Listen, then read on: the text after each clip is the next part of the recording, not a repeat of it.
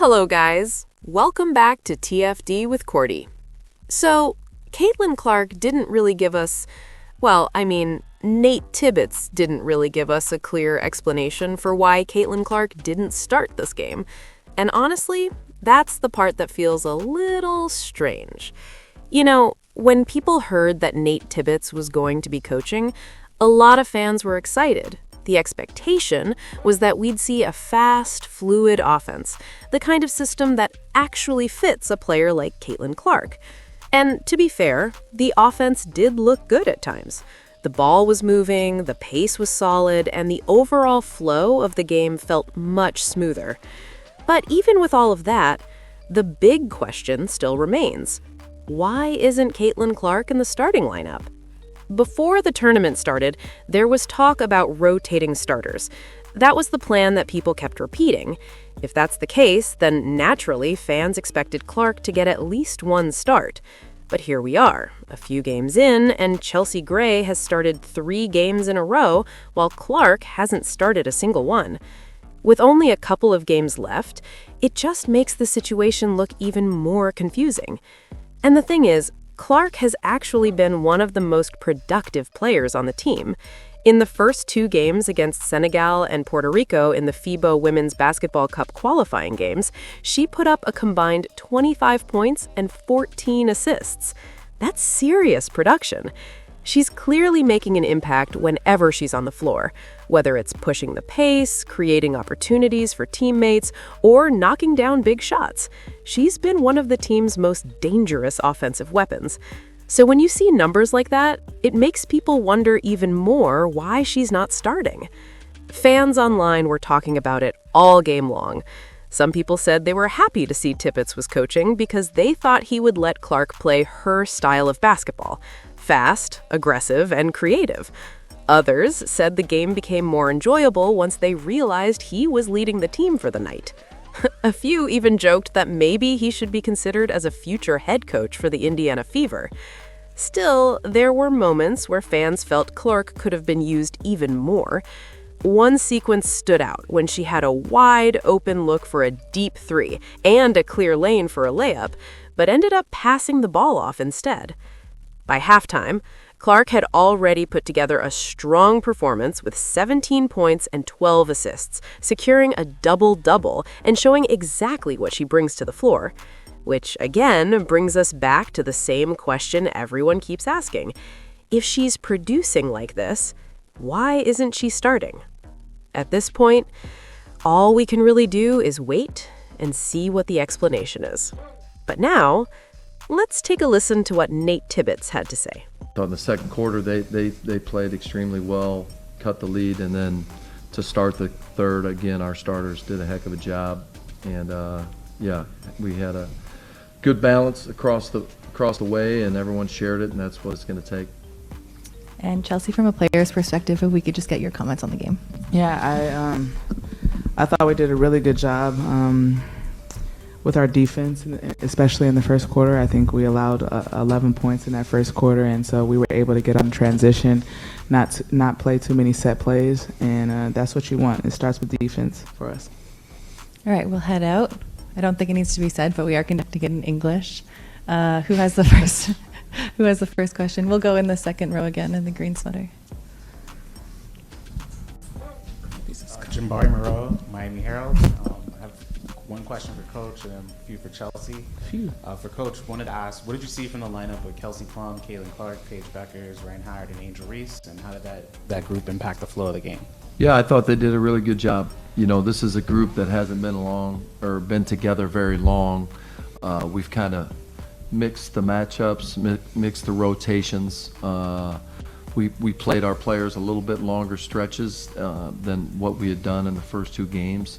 And so I thought initially they got off to a good start. I probably played them a little bit too long of a stretch some of them got a little bit tired. But yeah, I love the creativity. I love the shooting with that group. And then obviously with Angel down there rebounding the basketball, it gives our guards room to attack.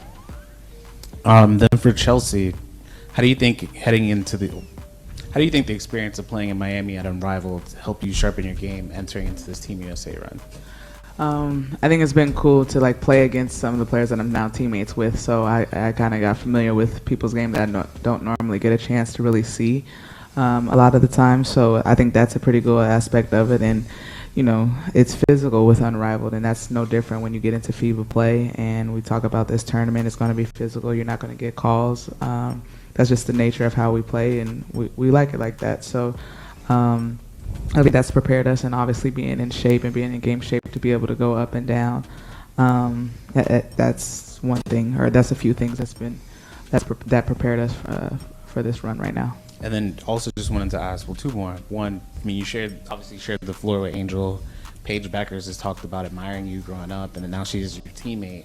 Wanted to ask, what has it been like watching each of their developments up close? Yeah, I was yelling at them the other day. I was calling them peanut butter and jelly because they were in the wrong place.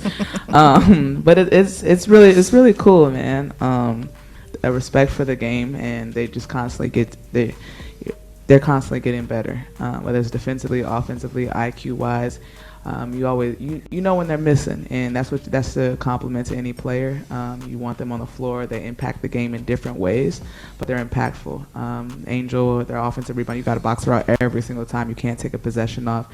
She's able to push the ball, and then Paige, her ability to read the defense really well with her shot, but also she's a good passer, and so they just do different things, but that they're constantly getting better, and I love seeing their growth. And then last question, speaking of impact, you talked about your legacy and you're emotional about it in a good way. As your career continues, you're sharing the floor with the next generation. How do you think about that legacy now? Just sharing it, sharing knowledge, sharing experiences. Listen, everybody that wears this uniform is great in their own right. It's just sharing experiences, tidbits, different moments to make them better.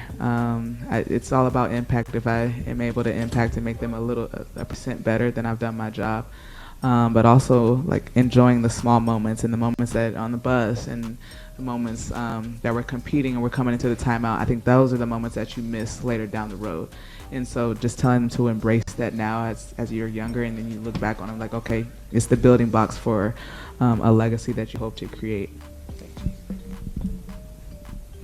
Good afternoon. My name is Hector Jose Gonzalez Baez. This question for Chelsea. Chelsea being the captain of the team and the veteran, helping like Caitlin Clark, Paige Beckers, and your Reese, the young guys of the team.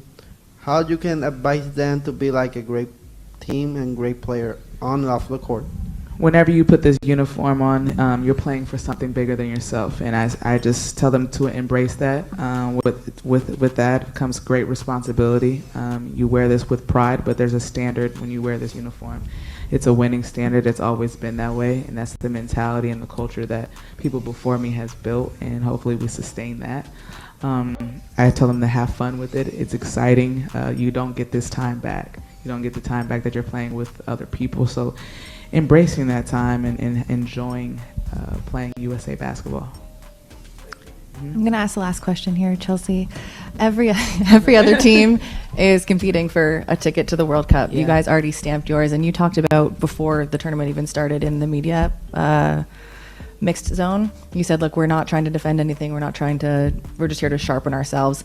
As we get down to the last two days, it's going to be a dogfight for those tickets to the World Cup. How do you guys stay motivated yourselves? We're trying to get better every single day. Listen, this is a new group.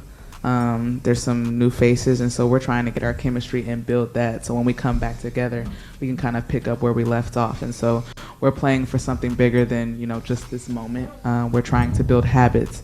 We're trying to build. Obviously, the culture is winning, but we're building habits to get there. It just doesn't happen in a day. There's a lot of building blocks that go with that. And so when your standard is winning every single time, you want to put your best foot forward. Beautiful. Thank you, Coach. Thank you, Thank Chelsea. you, guys. Congrats on the win. That concludes the press